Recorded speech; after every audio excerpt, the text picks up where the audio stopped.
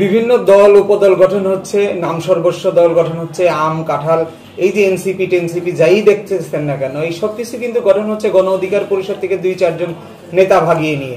আজ থেকে 1 বছর পর্যন্ত যদি এরা রাজনীতির মাঠে টিকে থাকতে পারে, তারপরেও 1 বছর পরে কিন্তু চিন্তা করে দেখবেন যে এই 1 বছর পরে বিভিন্ন দলের এই যে সভাপতি সেক্রেটারি ব্যক্তি কেন্দ্রিক বা এক ব্যক্তির এক দল যাই হোক না কেন, এই সব কিন্তু দিন শেষে গোড়া হবে গণ অধিকার পরিষদ। অতএব এদেরকে দিন শেষে গণ অধিকার পরিষদে ফিরে আসতে হবে। অতএব সাময়িক সময়ের জন্য এরা হয়তো বা এখানে গণ অধিকার পরিষদে থেকে সুবিধা করতে পারছে না, ব্যক্তি সুবিধা অর্জন করতে পারছে না, এর জন্য সাময়িক সুবিধা অর্জনের জন্য বিভিন্ন দল উপদলে বিভক্ত হয়ে যাচ্ছে এবং গ্রুপ তৈরি করছে।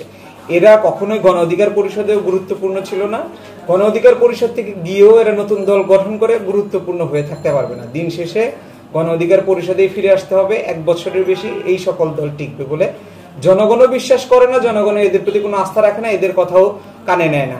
8 মাসের মধ্যে দেখতে পাচ্ছেন তো এনসিপির বিভিন্ন সভা সমাবেশে 2-4 জন লোক ছাড়া এখন আর লোকই পাওয়া যাচ্ছে না। ধন্যবাদ।